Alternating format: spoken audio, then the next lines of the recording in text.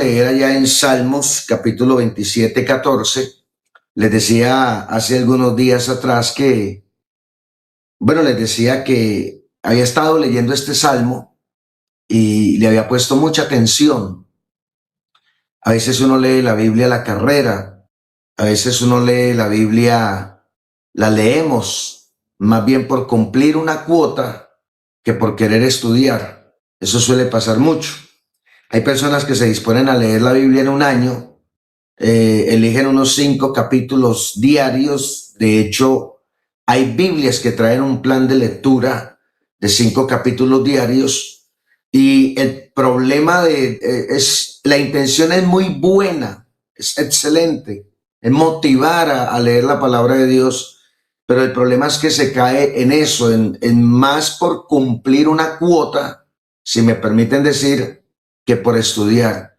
En este caso no es mucho lo que se aprende, no es mucho lo que se retiene, no se trata de leer 10 capítulos, sino de entender lo que se lee. Entonces estuve hablando del Salmo 27, de algunos temas que he extraído de ahí, y entonces un día hablamos del abandono, ¿no?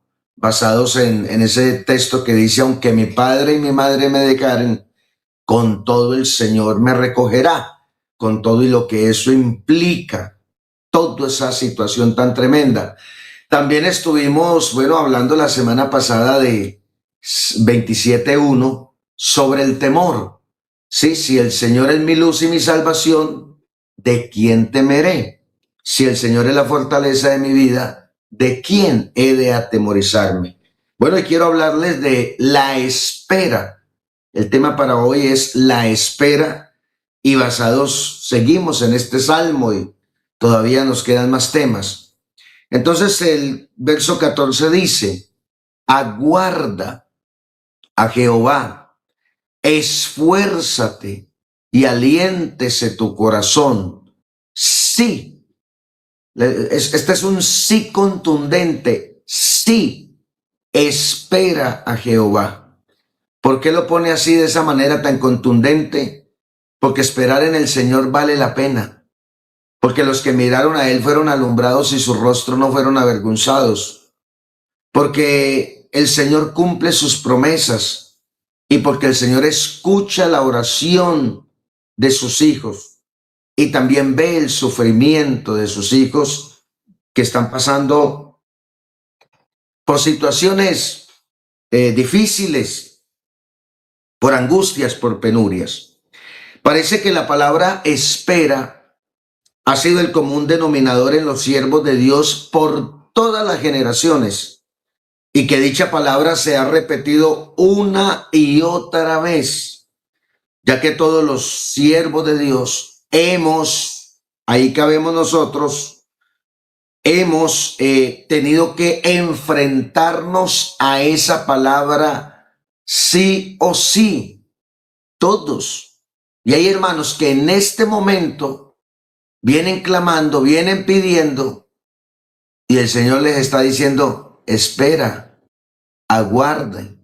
En palabras de Pitalito Will, aquí tiene una palabra que al principio me daba mucha risa: pere tantico. Aquí usan mucho la palabra pere tantico. Entonces, vale la pena esperar en el Señor. Noé tuvo que esperar 100 años para entrar en el arca. La Biblia es contundente en decir que era Noé de 500 años cuando Dios le dijo: hazte un arca. Le dio los planos, las indicaciones, le dio todo, porque enviaré un diluvio. Y luego también es contundente en decir: era Noé de 600 años cuando entró en el arca. Abraham tuvo que esperar 25 años para que naciera Isaac. 25 años, hermanos. La Biblia dice creo que en Génesis capítulo 12 que era Abraham de 75 años cuando Dios le habla y le dice: vete de tu tierra y de tu parentela a una tierra que te mostraré, y haré de ti una nación grande y te bendeciré. En ti serán benditas todas las naciones de la tierra. Benditos los que te bendijeren y malditos los que te maldijeren.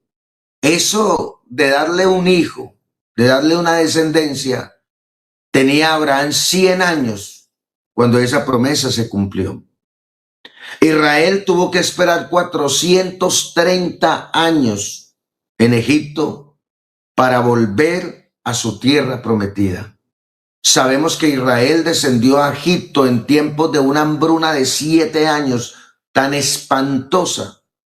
Pero mientras Israel estaba en una hambruna extrema, allá en Egipto estaba siendo salvo de esa hambruna porque había un siervo de Dios llamado José. Bueno, como en un acto de gratitud, de agradecimiento y de mucho gozo, el faraón permitió a José que fuera por toda su familia, pues era el hombre que Dios había utilizado para salvar al pueblo. Llegaron a Egipto como, digamos, como invitados de honor, como personas muy especiales. Pero muerto ese faraón, se levantaron otros faraones y algunos siervos que decidieron que esa historia tenían que borrarla de los anales de Egipto. Al punto que nunca más se volvió a hablar del tema. Se olvidó la historia de José en Egipto, la olvidaron. Dejaron de enseñarla en los colegios de la época porque los profesores inevitablemente tenían que hablar de ese suceso, pero se prohibió rotundamente con pena de muerte. Hasta que se levantó otro faraón que no conocía a Dios, al Dios de Israel. Tampoco conocía a José, tampoco conocía las obras que Dios había hecho porque la borraron, porque la prohibieron. Fue una historia prohibida. Entonces se levantó otro faraón que no conocía a Jehová, ni a José, ni las obras. Y pasaron de ser invitados a esclavos porque dijeron, a esta gente hay que controlarla porque se reproducen, son como una plaga, se reproducen, tenemos que detener esto. Y ahí se volvieron esclavos y tuvieron que sufrir humillación, maltrato, servidumbre pesada. Muchos perdieron la vida en todo ese proceso. 430 años para que se cumpliera una promesa que ya había sido dada por Dios. Dios le había dicho a Abraham, ten por cierto que tu descendencia descenderá a Egipto y estará en esclavitud, pero yo volveré por ellos y los libertaré y los traeré a esta tierra que he jurado que te voy a dar. Eso pasaron 430 años. Moisés tuvo que esperar 40 años para ver su deseo de liberación del pueblo. La Biblia dice muy enfáticamente que en el Nuevo Testamento que Moisés pensó que Dios iba a libertar el pueblo por su mano. Desde luego que sí, pero no a la manera de Moisés. Iba a ser a la manera de Dios. En cierta ocasión, Moisés, enardecido su corazón de ver el maltrato, la humillación y la dura servidumbre, se fue llenando de mucho enojo por un lado y compasión de su pueblo por otro. Hasta que un día, como príncipe de Egipto, estaba patrullando, si pudiera decir así, y vio a un egipcio maltratando a un judío. Y Moisés se levantó contra él y lo desvivió. Tuvo que salir huyendo. De pronto se llenó de mucha frustración, de pronto se llenó de enojo y de decepción, porque su proyecto había fracasado. Pero 40 años después el Señor se le está presentando en una zarza y diciéndole que ya es hora, que Él ha descendido a descender a Egipto, a liberar a Israel y que Él es el hombre comisionado, el hombre que Dios va a respaldar para hacerlo. 40 años. Bendito sea el nombre de Jesús. 100 años Noé, 25 años Abraham y Sara, 430 años Israel y 40 años Moisés. La pregunta es, ¿cuánto llevas tú clamando a Dios por lo que está clamando? ¿Cuántos años lleva pidiéndole al Señor? Si no le es molesto y quiere ponerlo ahí, sería hasta bueno, sería algo bonito. Llevo 10 años, 20 años clamando por mis hijos, por mi esposo, por mi esposa, por mi familia, y aunque no he visto cumplirse ese deseo, seguiré clamando. Sería muy bueno. En muchos otros programas les he contado parte de nuestra historia, de cómo todos nosotros, al llegar a la adolescencia, nos llenamos de rebeldía y nos fuimos de nuestra casa y también de los caminos del Señor, porque todos Mis hermanos y yo fuimos criados en un hogar cristiano. Y luego comenzamos a retornar. Bueno, yo duré pocos años en ese estilo de vida, 3 años. Una hermanita mía también duró incluso menos. Pero una de ellas que hoy le sirve al Señor y predica y es una tremenda predicadora y conocida por algunos que se conectan aquí, a quien llamamos Diana Marulanda. Más de 30 años clamando por esa mujer, pidiéndole al Señor que por favor tuviera misericordia, que la guardara de morir en esa condición de rebeldía. Más de 30 años. Cuando, bueno, voy a predicar una vez a Bogotá, a Kennedy, allá en Bogotá, Iglesia Socorro, el Socorro, fue un programa muy hermoso, muy especial. También estuve predicando en otro lugar cerca de ahí y la invité a culto. Y ella fue al culto y Dios la tocó, Dios la quebrantó mucho. Y días después nos estaba enviando, ya era, pero el video de que se estaba bautizando en el nombre de Jesús. Qué alegría, qué gozo. Pero fueron más de 30 años. Hoy es una tremenda predicadora. De todos mis hermanos que nos fuimos del Señor, que nos apartamos, hoy todos le estamos sirviendo al Señor. Y lo digo siempre, lo cuento, y los peores, los que más mal nos portamos, todos estamos trabajando en evangelismo carcelario. Yo llevo 25 años predicando en las cárceles, 20 años como pastor, y siempre digo, es como si el Señor hubiera dicho, este tremendo ligerito va a perder la vida o va a terminar en una cárcel. Me le voy a cruzar, voy a tratar con él, lo voy a salvar, lo voy a perdonar y lo voy a mandar para la cárcel toda la vida. 25 años predicando en la cárcel. Otra hermanita que también fue, a veces digo, más endemoniada que yo, hoy es tremenda predicadora en la cárcel de Doña Juana en La Dorada Caldas, y la otra que está en Chile. Bendito sea el nombre de Jesús. ¿Cuántos años lleva esperando? ¿Cuántos? Algunos están cansados, otros han perdido la esperanza, otros piensan que no vale la pena, otros piensan que no, que voy a dejar así porque igual si van a ser salvos vienen y si no, no. No, yo les digo con mucho cariño en el nombre de Jesús, no deje de clamar, no deje de esperar, no pierda la esperanza. Mientras haya vida, hay esperanza, aunque estén de rastra en el peor fango del pecado. Si aún respiran, Dios puede hacer una obra especial. David, el salmista, precisamente el hombre a quien se le atribuye el Salmo 27, en este caso el verso 14, donde leímos, sí, espera a Jehová. Sabía por experiencia lo que significaba esperar en el Señor. Había sido ungido rey de Israel a la edad de 17 años.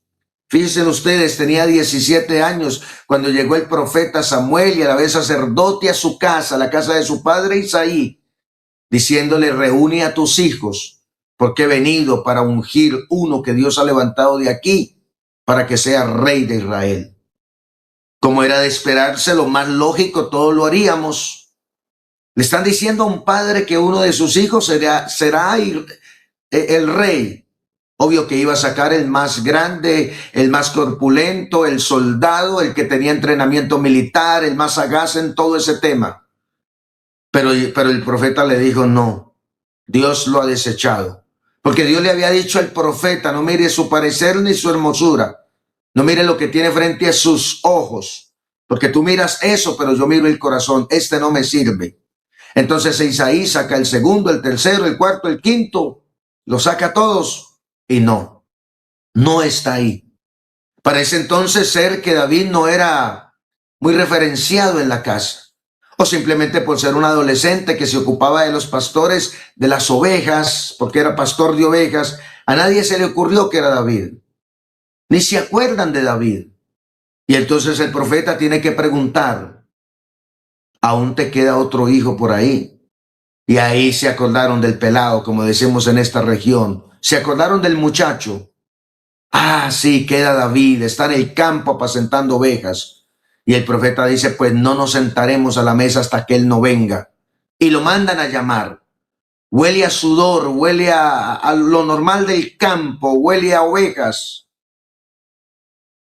Y hermanos, cuando entra David, no tiene tiempo ni de arreglarse, ni de perfumarse. Pero con todo y en la condición que llegó, el Señor le dijo a Samuel, este es el hombre, levántate y úngelo, porque será rey en Israel. Pero no se sentó en el trono al otro día, ni a los 8 días, ni a un año. Tuvo que esperar 13 años, 13. Porque no fue solo hasta los 30 años que David se pudo sentar en el trono. Pero mientras tanto, esos 17 años tuvo que estar huyendo, esos 13 años, perdón, tuvo que estar huyendo del celoso rey Saúl, que lo quería desvivir porque lo consideraba una amenaza para su descendencia. Se llenó de celos, se llenó de enojos, le cogió al muchacho, como decimos aquí, le cogió roña al muchacho y se obsesionó en que tenía que desvivirlo. Y David dormía en un lado, dormía en otro, huía a una cueva, huía a otra, merodeaba por los desiertos. Enfrentó peligros, enfrentó cansancio, enfrentó hambre, enfrentó sed.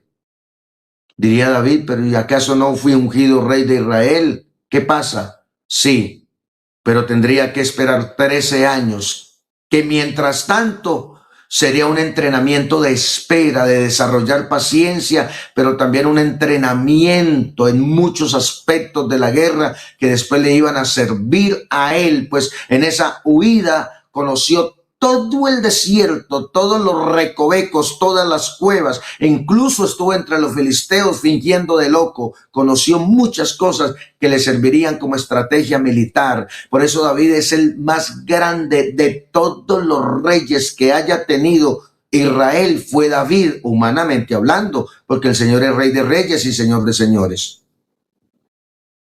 Nunca se ha levantado otro rey como David, ni siquiera Salomón con toda y su sabiduría, fama y riqueza superó a David. Bendito sea el nombre de Jesús. Así que hay momentos en los que esperar en Dios no es tan fácil como lo leemos. Suena hermoso, pero no es tan fácil. Decían nuestros viejos, porque entre el dicho y el hecho hay mucho trecho. Así decían nuestros viejos.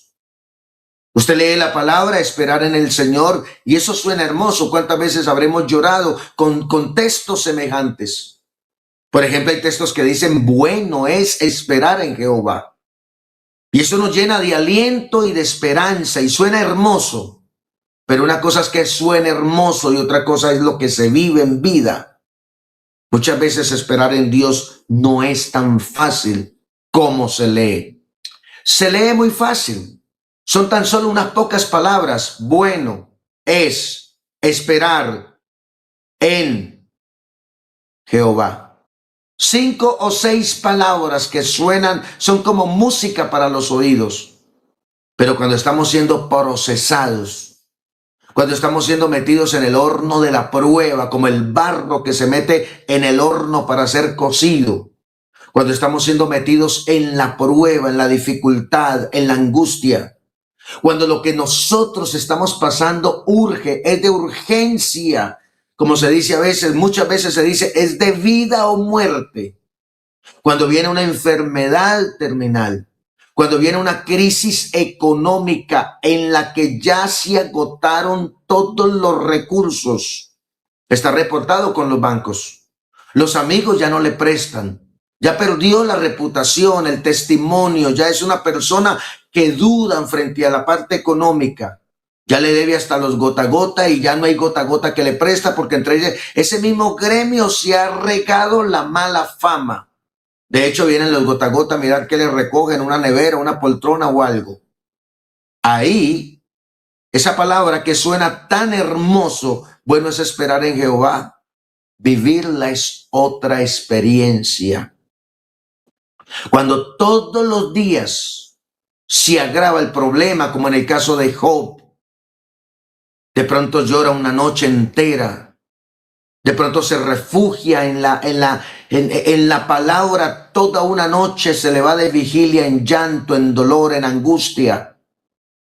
Y se llena de esperanza y proclama un milagro y hasta usa palabras que utilizan por allá algunas iglesias, algunas sectas. Yo declaro, yo decreto en el nombre de Jesús que se resuelve esto, que va a haber el milagro, y se llena de esperanza en esas palabras que no son bíblicas. Pero también se afianza en la misma palabra de Dios para llenarse de esperanza, y usted se acuesta a dormir un rato y dice: hoy habrá un milagro económico en mi vida. Cuando le suena el celular, sea una llamada o una notificación por mensaje diciéndole que entonces lo poco que le queda, sea casa, una finca, un negocio, entra en embargo porque no tiene con qué pagar. Esto suena extremo, pero muchos lo han vivido. Cuando va y se manda a hacer otro examen médico o acude a otro profesional, a otro procedimiento, porque es un derecho de los pacientes mirar la opinión de otro. Y usted abriga esa esperanza de que posiblemente fue un error de las máquinas o un error del operador, allá la persona que hizo mezclas y que hizo cosas que se hacen a la hora de un examen, y no, de pronto se equivocó. Muchas personas se han equivocado en un diagnóstico. Y va donde otro médico, lo someten a otra clase de exámenes, de pronto más rigurosos y algunos hasta costosos, que tiene que pagarlo de su bolsillo. Y cuando viene el resultado es peor de lo que le había dicho el pasado. Ahí, esa palabra que suena tan hermoso no es tan fácil. Hay momentos en que esperar en Dios no es tan fácil como lo leemos, porque a menudo parece, en esos casos pareciera que Dios no está respondiendo a nuestras oraciones. Pareciera que Dios no comprende la urgencia de nuestra situación. Pareciera que Dios nos lleva la rienda de nuestra vida. Pareciera que Dios nos ha dejado huérfanos. Yo sufrí una vez esa experiencia. Me sentía como un huérfano y se lo decía al Señor con dolor, no con enojo, pero con muchísimo dolor.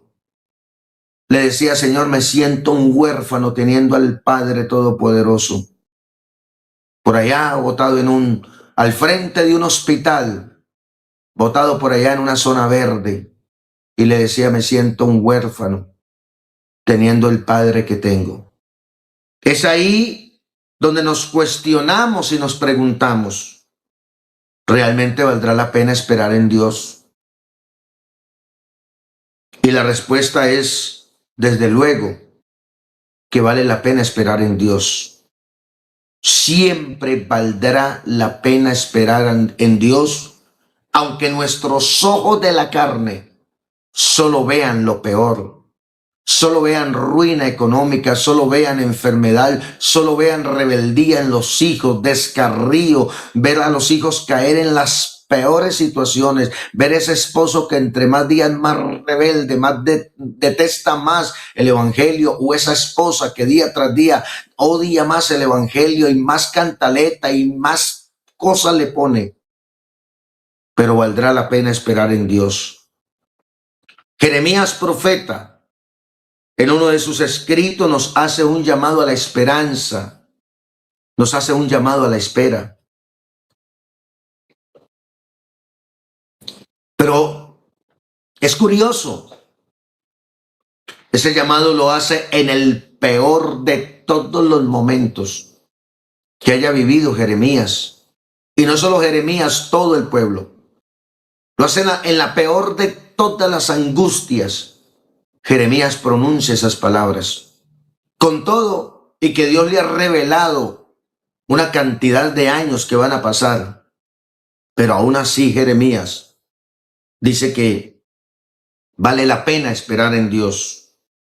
Bendito sea el nombre de Jesús. Y argumenta que esperar en Dios es bueno, ya que a menudo Dios utiliza la espera, escúcheme bien, para refrescarnos, para renovarnos, para enseñarnos, para disciplinarnos, para humillarnos, pero no en el sentido negativo de lo que la gente entiende por humillar a alguien. Es decir, cuando humillamos a alguien con menosprecio, cuando lo humillamos porque es pobre, cuando lo humillamos porque no tiene buen estudio, cuando lo humillamos por la ropa que usa, cuando lo humillamos por la familia que viene. No, no, no, no, no, no. No estoy hablando en ese sentido de humillación, sino cuando Dios, a través de la espera, logra que nuestro corazón se quebrante ante su presencia y deje de salir de lo más profundo de él,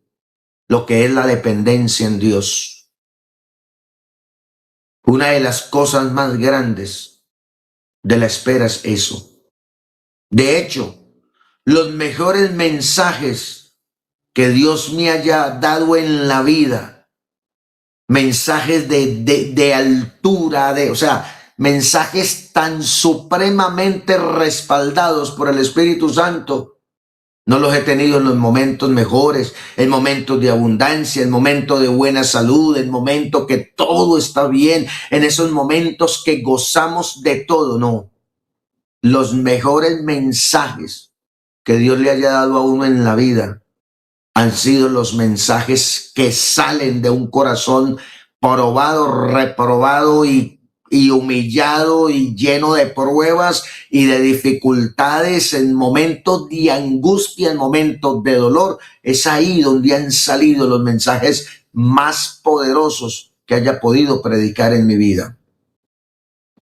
Lamentaciones capítulo 3, verso 24 y 26 dice, el verso 24 dice, mi porción,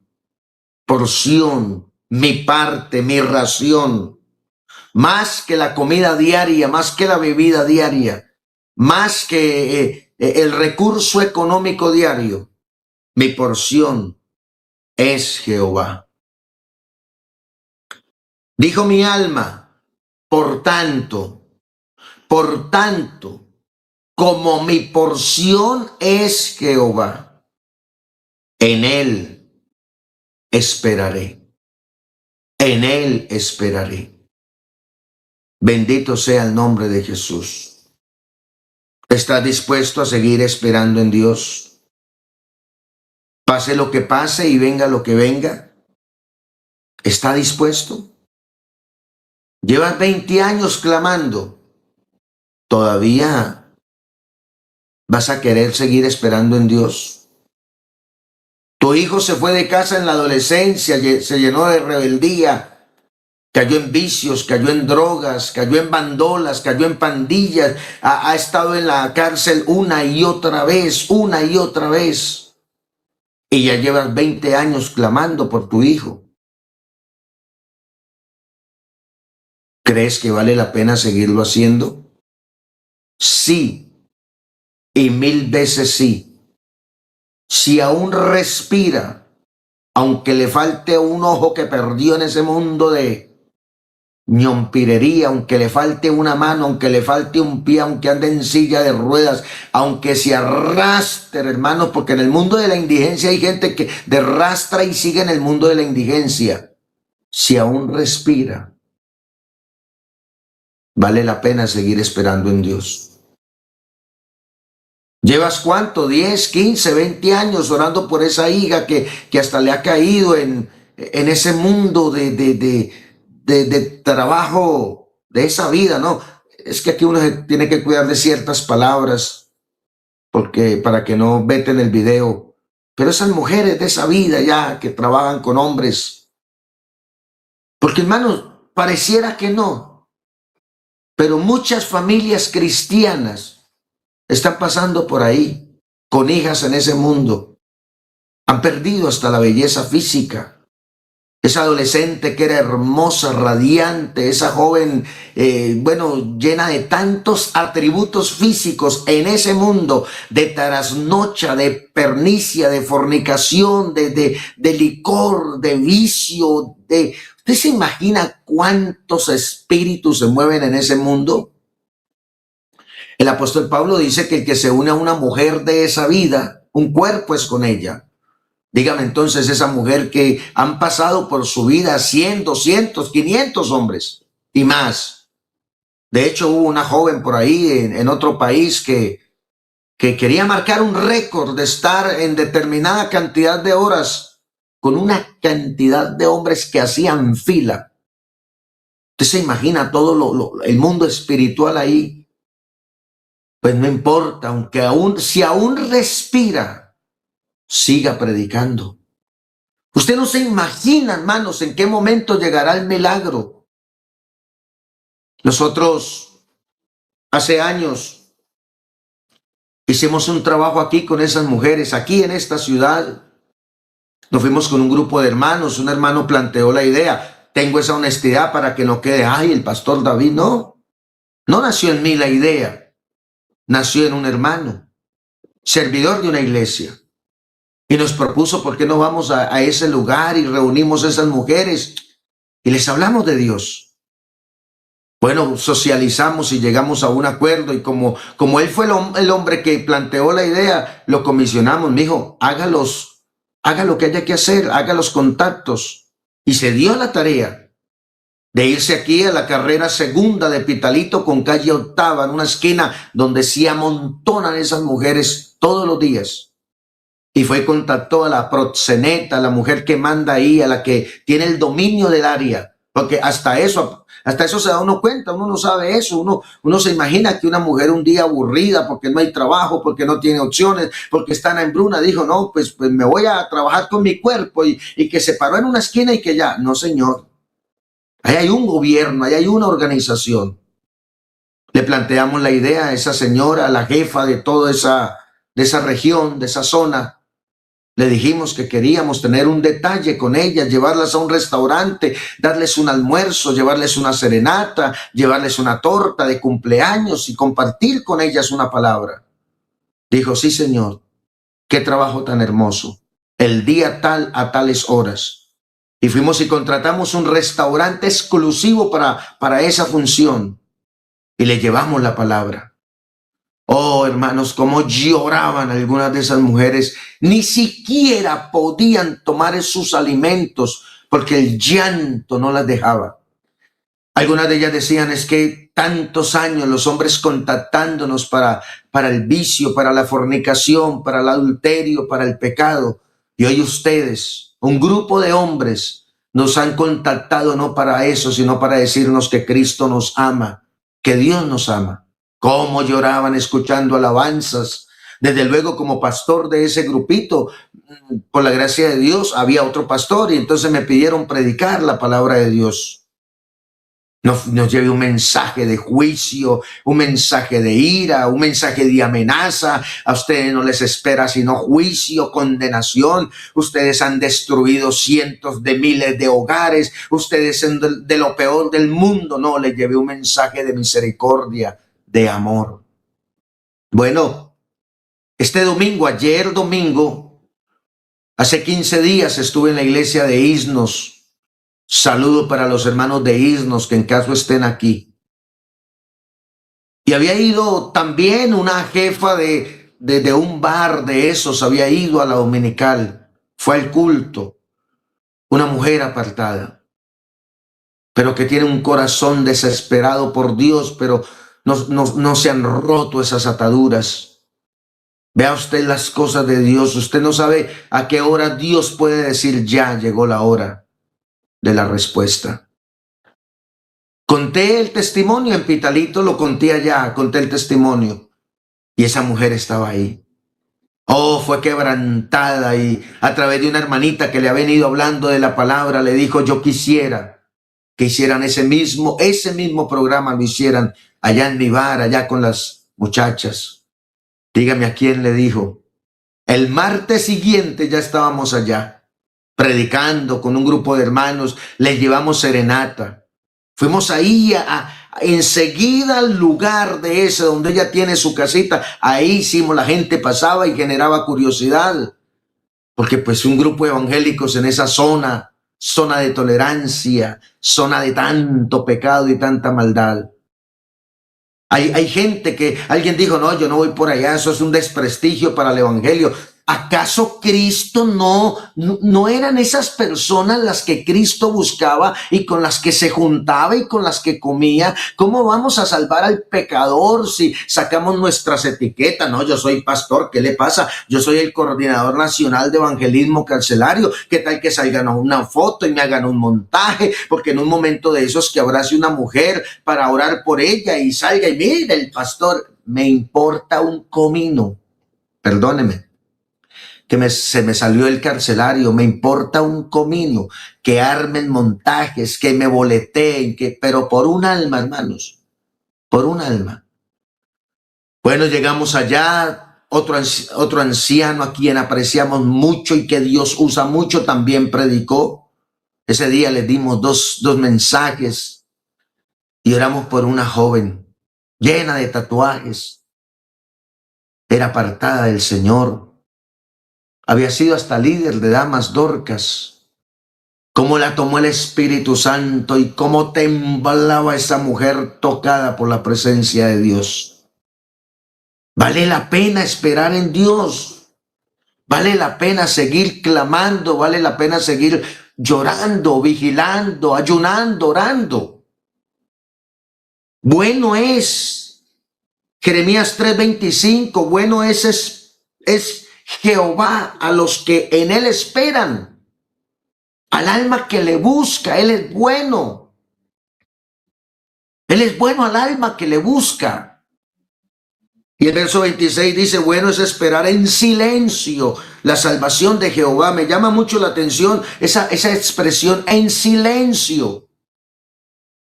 A veces es mejor callar, porque en la prueba y cuando estamos bajo presión, como le pasó a la esposa de Jod, yo estoy guardándome por ahí un sermón sobre la esposa de Jod.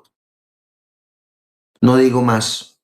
Pero cuando estamos bajo presión como ella, se corre el peligro de abrir la boca para pecar, para embarrarla. Decimos en Colombia, la embarró. Abrió la boca para embarrarla. Hermanos, en silencio. Porque bajo presión a veces uno puede hasta blasfemar, puede maldecir, puede enojarse.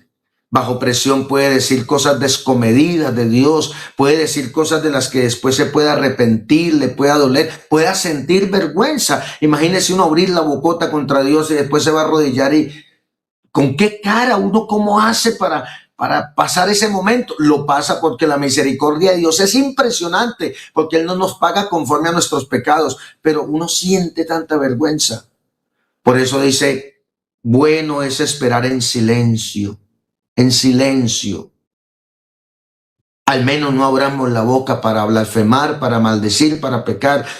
Abrámosla para seguir llorando y clamando y Señor, aunque todo parezca tan diferente, tú eres bueno.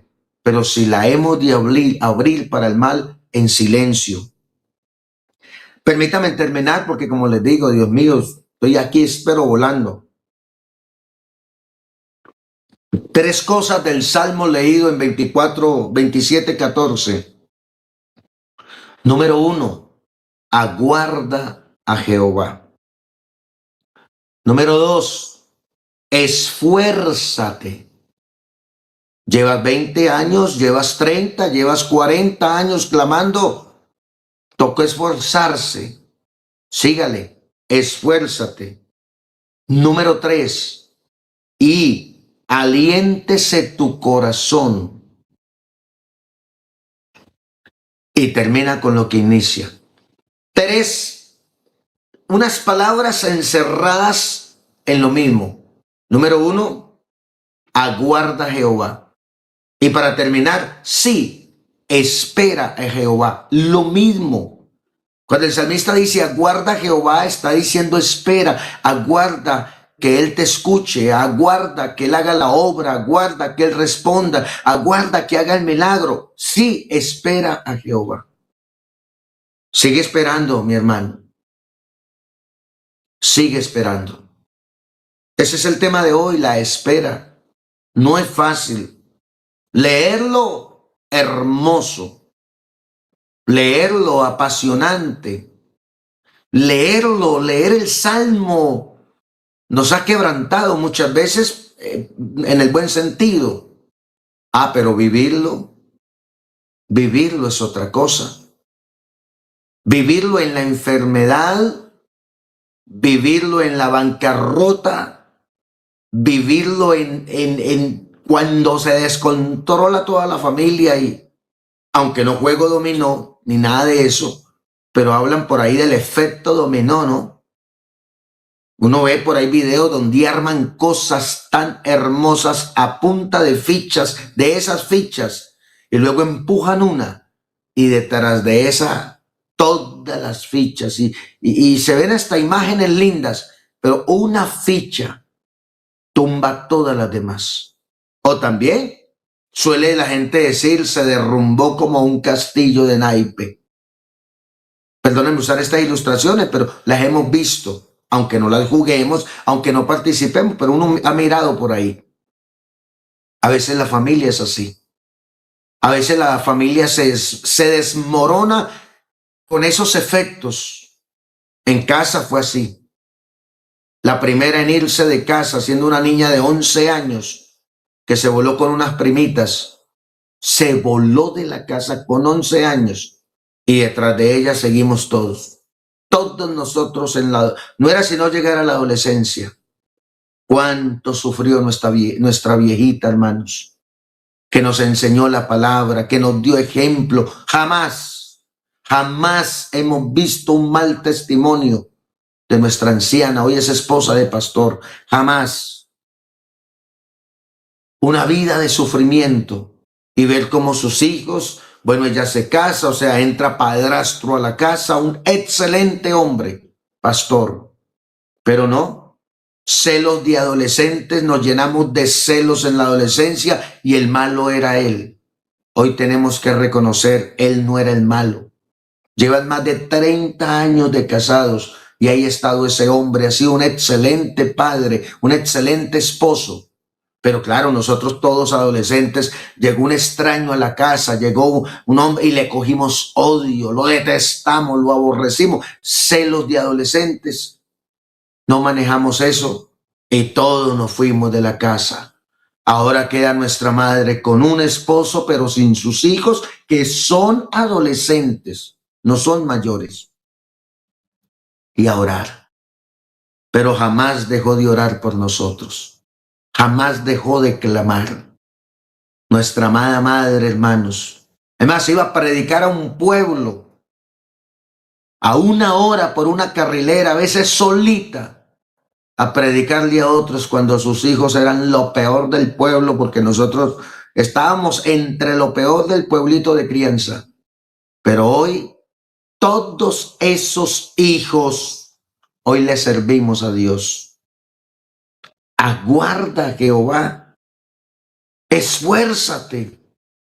Tener nuestra madre que vivir su vida entre un esposo, un reciente esposo, y la pérdida de sus hijos que culpaban que esa desgracia era porque odiaban a ese hombre. Tener que esforzarse a vivir entre eso. Pero hoy todos sus hijos le sirven al Señor, predicamos, y ella tiene a su esposo ahí y están en el santo ministerio. Definitivamente, vale la pena esperar en Dios, aunque nuestra mente grite otra cosa. Vale la pena esperar en Dios. Vamos a darle gracias al Señor, hermanos. Y en la próxima, si Dios permite, seguimos a una y más del Salmo 27. Recuerde el tema número 1, el abandono. Tema número 2, el temor. Hoy tema número 3, la espera. Y luego vamos por otro tema y seguimos disfrutando de la palabra de Dios. Démosle gracias al Señor, soberano Salvador.